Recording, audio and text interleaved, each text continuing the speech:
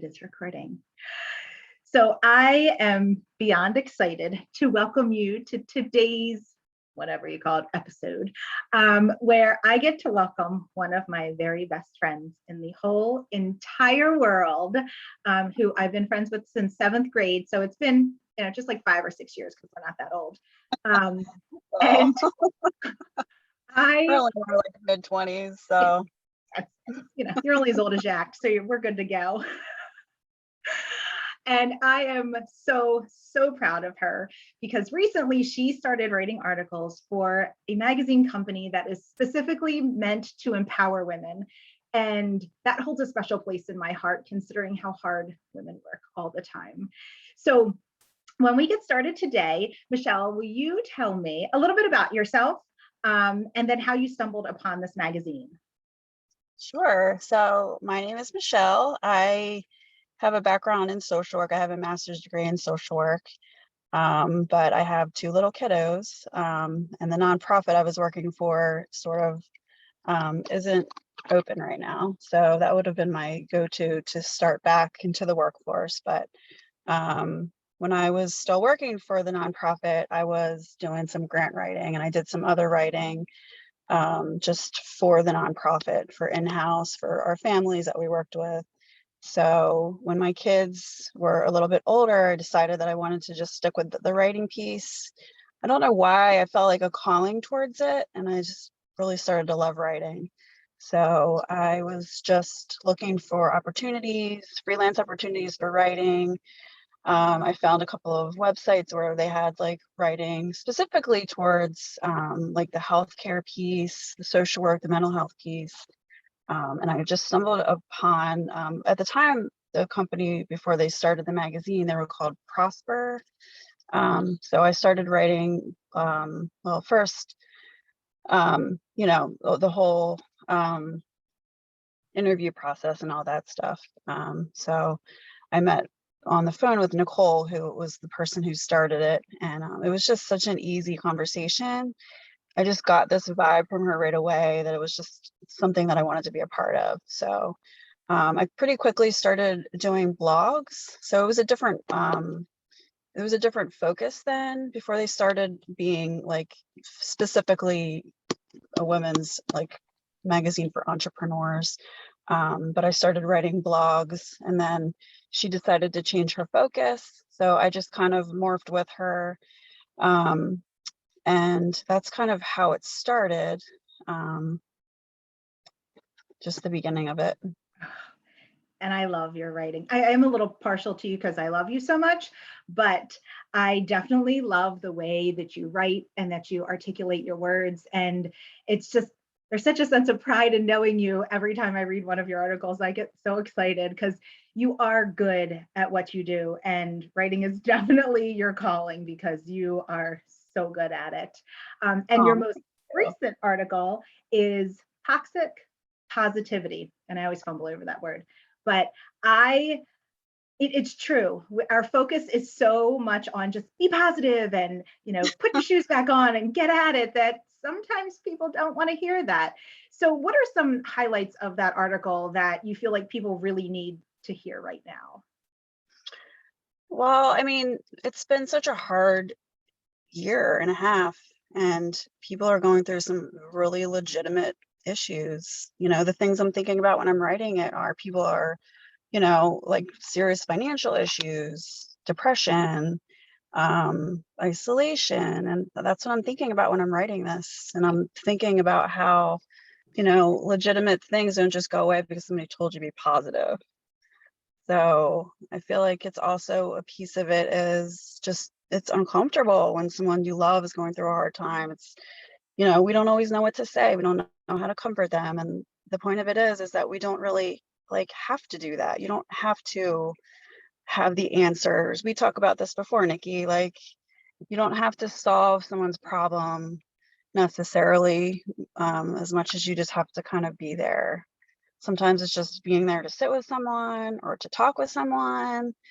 I mean, if they want answers, or if they want, you to help them solve a problem, that's a different story. But just kind of trying to figure out what to do. And I think that's where people kind of stand with it.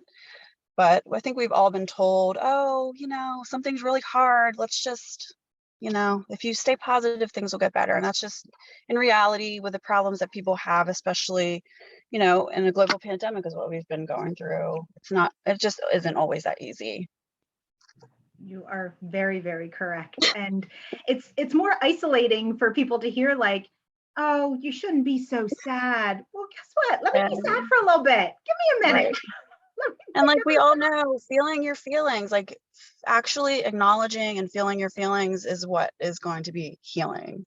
And even if that takes a little while, it's kind of, it just is what it is. And when you're going through a really hard time, sometimes you just have to feel it.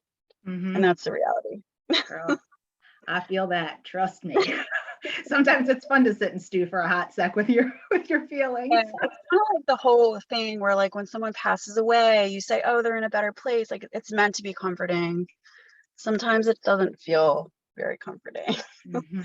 And I also understand people you don't know what to say. You want to be comforting, but you just don't know what to say and you're in the moment. So you just say something. But, sometimes just being there, even if you're just being quiet, even if you're just crying with someone or just holding their hand, sometimes that's just what you need. So I just kept thinking about just the hard times, just how we can help people who are going through struggles like that.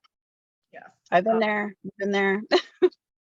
You are the very best. And what is the name of the magazine now? So the magazine is H3R. Like you said, it's a magazine that focuses on women in business, entrepreneurs. It's sort of focused on like all of the different aspects of business and the hard stuff that comes with it. So obviously you have a business, it takes a lot of work and there's a lot of highs and lows to it. So the interviews are with women from all different, areas of the world, all different aspects of business. But there's also a lighter side to the magazine. So there's a lot of fun pieces and aspects to it, music and movie recommendations, travel. So it's kind of the aspect of like work hard, play hard, So that's what I love the most about it. And the women that are running it they're in their 20s. So like mid 20s, early 20s. They have such a I was not starting a magazine when I was in my 20s. So I love their vision. I love their passion. They're putting so much into it, but they're also so appreciative of the people that are, in it with them. They're encouraging creativity and just, pitch us what you like. And it's just such encouragement. And I love the team. It's just such positivity. There's no BS. There's no catty crap. It's just like, positive, creative. We're doing it for the women, to support women, to encourage women to be entrepreneurs and to use what they are good at to, make a career out of it. I love it. You were in the right place at the right time, because this is like, you're like speaking to my soul. And I know that you think a lot like I do. And so I'm glad that there is a magazine designed for that, as an entrepreneur. There are highs and lows, and there's fun that comes with what I do, and that I get opportunities to share with my friends. But, it's business, and business as a woman is a little different than business as a man. So I read the magazine every month. I get very excited when it comes out. I love when you post it. So I can't wait to hear what you have to talk about next month. Thank you. I wanted to shout out to Nicole and Danica, because they are, I know their days are long. They work so hard and they're so encouraging, and it's just been such an awesome experience. So I'm excited. I think the first year is probably, a little bit like touch and go, and it's a lot to get established, but I think, it's awesome. Being a startup is hard, but Mhm. I think it's going to be worth it. Hopefully the word gets out and people start to really see what's going on. So Well, I'll exciting. definitely share because they are going in the right direction. I Yeah. love it. And Yeah. then I think they're really starting to get some people who have, like, people recognize their names. So it's really, really exciting to be able to talk to people that are making an impact and, hopefully sharing with their audiences, what the interviews, and so give our name, get out there, our name out there a little bit. So you are so awesome.